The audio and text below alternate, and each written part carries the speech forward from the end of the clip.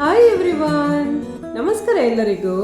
ಇವತ್ತು ನಾವು ತುಂಬಾ ಟೇಸ್ಟಿಯಾಗಿರುವ ಪೋಕ್ ಬಫದ್ ಅಥವಾ ದುಕ್ರಮಾಸ್ ಹಂದಿ ಮಾಂಸ ಮಸಾಲ ತೆಗೆದು ಮನೆಯಲ್ಲಿ ಹೇಗೆ ಮಾಡೋದು ಅಂತೇಳಿ ನೋಡುವ. ಇದಕ್ಕೆ ನಾನು 1 kg ಫ್ರೆಶ್ ಪೋಕ್ ತಗೊಂಡಿದ್ದೇನೆ. ಇನ್ನು ಇದಕ್ಕೆ ದೊಡ್ಡ 4 ಈರುಳ್ಳಿ ಬೇಕು, 2 ಇಂಚ್ ಜಿಂಜರ್, ಒಂದು ಫುಲ್ ಪಾಡ್ ಗಾರ್ಲಿಕ್, ಅದೇ ಥರ 8 ರಿಂದ 10 ಹಸಿ ಮೆಣಸಿನಕಾಯಿ ಬೇಕು. ಇವುಗಳನ್ನೆಲ್ಲ ನಾವು ಕಟ್ ಮಾಡಿ ತಗೊಳ್ಬೇಕು ಇದಕ್ಕೆ ಹಾಕಲಿಕ್ಕೆ. ಒಂದು ವೇಳೆ ಈರುಳ್ಳಿ ಸಣ್ಣದಿದ್ರೆ ಒಂದು ಜಾಸ್ತಿ ತಗೊಳ್ಳಿ, ಇಲ್ಲಾಂದ್ರೆ ದೊಡ್ಡ ಈರುಳ್ಳಿ 4. ಮತ್ತೆ ಈ ಪೋಕನ್ನು ನಾವು ಕಟ್ ಮಾಡಿ 2-3 ಸಲ ನೀರಲ್ಲಿ ಚೆಂದ ಮಾಡಿ ತೊಳಿಬೇಕಾಗ್ತದೆ.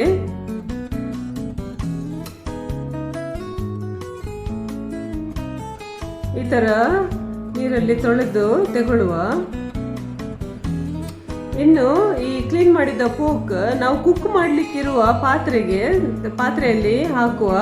ಆದ್ರೆ ನೀರು ಹಾಕುದು ಬೇಡ, ಜಸ್ಟ್ ಈ ಮಾಂಸವನ್ನು ಈ ತರ ತೆಗೆದು ಹಾಕಬೇಕು.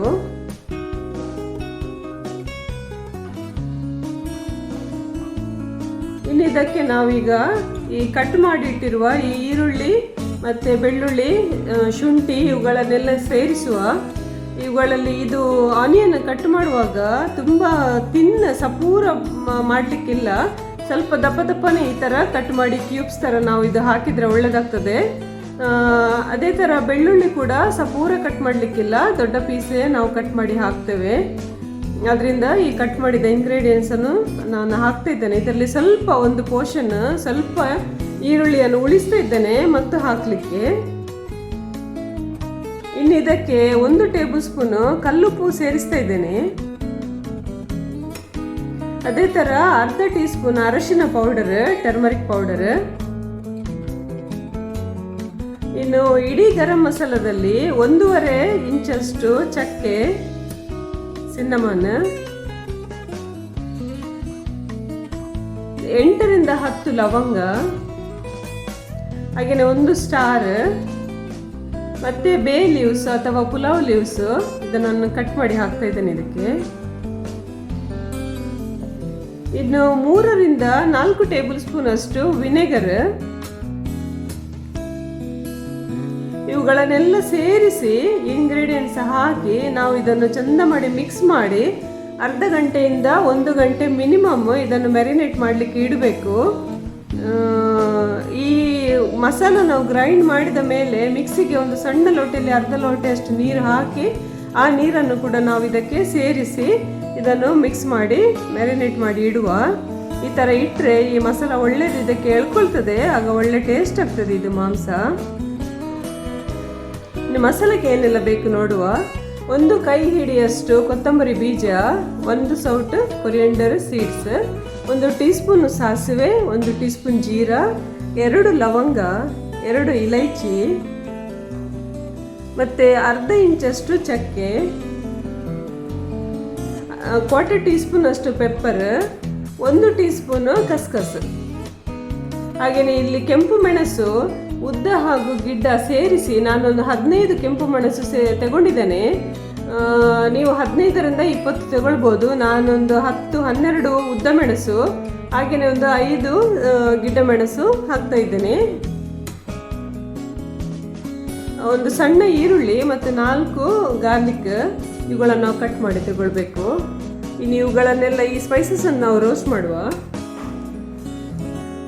ಇದಕ್ಕೆ ನೋಡಿ, ಇದು ಸ್ಪೆಷಲ್ ಒಂದು ಸೀಕ್ರೆಟ್ ಇಂಗ್ರೀಡಿಯೆಂಟ್, ಇದು ಜೈಫಲ್ ಅದೊಂದು ಸಣ್ಣ ಪೀಸ್ ಇದಕ್ಕೆ ನಾವು ಸೇರಿಸುವ. ಇದು ತುಂಬಾ ಇಂಪಾರ್ಟೆಂಟ್. ಇದು ಹಾಕಿದ್ರೆ ಇದು ಮಾಂಸ ಒಳ್ಳೆ ಪರಿಮಳ ಹಾಗೂ ಟೇಸ್ಟ್ ಆಗ್ತದೆ.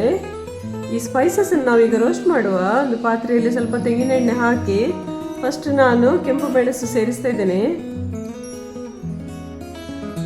ಈ ಕೆಂಪು ಮೆಣಸು ಹಾಕಿದ ಮೇಲೆ ಒಂದು ಪರಿಮಳ ಬರೋ ತನಕ, ಹಾಗೇನೆ ಇದು ಉಬ್ಬಿಕೊಳ್ತದೆ ರೋಸ್ಟ್ ಆದಾಗ, ಅಷ್ಟ ತನಕ ಇದನ್ನು ನಾವು ರೋಸ್ಟ್ ಮಾಡಿ ಮತ್ತೆ ಒಂದು ಪಾತ್ರೆಗೆ ಟ್ರಾನ್ಸ್ಫರ್ ಮಾಡಬೇಕು. ನೋಡಿ, ಈಗ ಇದು ಆಯಿತು, ಹುರಿಯಿತು, ಪಾತ್ರೆಯಲ್ಲಿ ತೆಗೆದಿಡುವ. ಇನ್ನು ಈಗ ಸ್ವಲ್ಪ ಎಣ್ಣೆ ಸೇರಿಸಿ ಅದೇ ಪಾತ್ರೆಯಲ್ಲಿ ಉಳಿದ ಎಲ್ಲ ಸ್ಪೈಸಸ್ ಅನ್ನು ನಾವು ರೋಸ್ಟ್ ಮಾಡಿ ತೆಗೆಯುವ.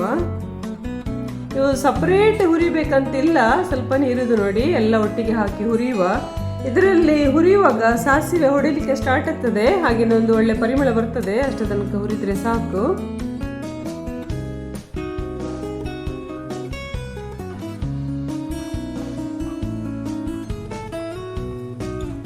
ಇವುಗಳನ್ನು ಕೂಡ ಆ ಪಾತ್ರೆಯಲ್ಲಿ ಸೇರಿಸುವ.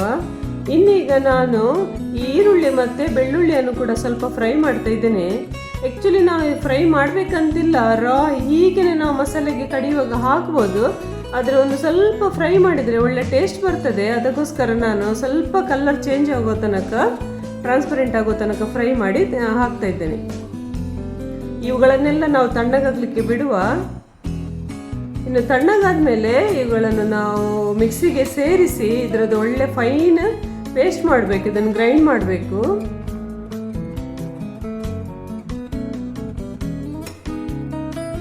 ಗ್ರೈಂಡ್ ಮಾಡುವಾಗ ಅರ್ಧ ನಿಂಬೆ ಗಾತ್ರದ್ದು ಹುಳಿ, ಹಾಗೆಯೇ ಅರ್ಧ ಟೀ ಸ್ಪೂನು ಅರಿಶಿನ ಪೌಡರ್ ಇದಕ್ಕೆ ಸೇರಿಸುವ.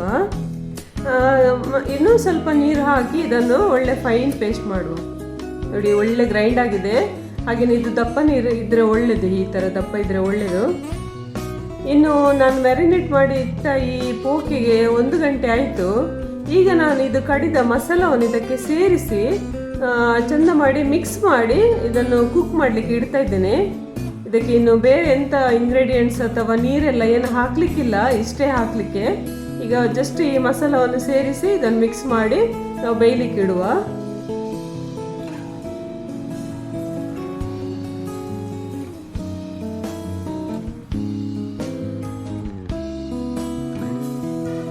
ಇದು ನಾನು ಮೀಡಿಯಂ ಗ್ಯಾಸಲ್ಲಿ ಇಟ್ಟಿದ್ದೇನೆ.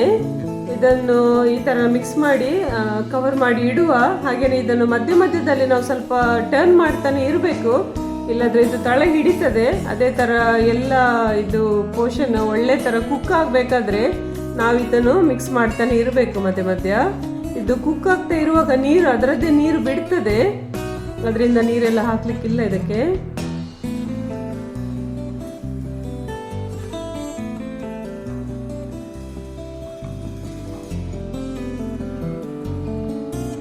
ನೋಡಿ, ಈಗ ಇದು ಸಾಧಾರಣ ಅರ್ಧದಷ್ಟು ಬೆಂದಿದೆ. ಇವಾಗ ನಾವು ಫಸ್ಟಿಗೆ ತೆಗೆದಿಟ್ಟಿರುವ ಈರುಳ್ಳಿಯನ್ನು ನಾನು ಇದಕ್ಕೆ ಸೇರಿಸ್ತಾ ಇದ್ದೇನೆ. ಯಾಕಂತ ಹೇಳಿದರೆ ಇದು ಮೊದಲು ಹಾಕಿದ ಈರುಳ್ಳಿ ತುಂಬ ಸಾಫ್ಟಾಗಿ ಇರ್ತದೆ, ನಮಗೆ ತಿನ್ನುವಾಗ ಸಿಗುವುದಿಲ್ಲ. ಅದಕ್ಕೋಸ್ಕರ ಇದನ್ನು ನಾವು ಮತ್ತೆ ಸೇರಿಸೋದು. ಇನ್ ಕೇಸ್ ನಿಮಗೆ ಅದು ಬೇಡ ಅಂತ ಹೇಳಿದರೆ ಎಲ್ಲ ಈರುಳ್ಳಿಯನ್ನು ನಾವು ಸ್ಟಾರ್ಟಿಂಗಲ್ಲೇ ಸೇರಿಸಿ ಮಿಕ್ಸ್ ಮಾಡಿ ಇದನ್ನು ಬೇಯಿಸ್ಬೋದು. ನೋಡಿ, ನಮ್ಮದು ಪೋಕ್ ಬಫಾತ್ ಮನೆಯಲ್ಲಿಯೇ ತೆಗೆದ ಮಸಾಲದಲ್ಲಿ, ಹೋಮ್ ಮೇಡ್ ಮಸಾಲದಲ್ಲಿ ಸೂಪರ್ ಆಗಿರೋ ಪೋಕ್ ಬಫಾತ್ ರೆಡಿಯಾಗಿದೆ. ಈ ಒಂದು ಈಸಿ ರೆಸಿಪಿಯನ್ನು, ಹಾಗೆ ಟೇಸ್ಟಿಯಾಗಿರುವ ರೆಸಿಪಿಯನ್ನು ನಿಮ್ಮ ಜೊತೆಗೆ ಶೇರ್ ಮಾಡಿದ್ದೇನೆ. ಇದು ನಿಮಗೆ ಇಷ್ಟ ಆಗ್ಬೋದು ಅಂತೇಳಿ ಅಂದ್ಕೊಳ್ತೇನೆ.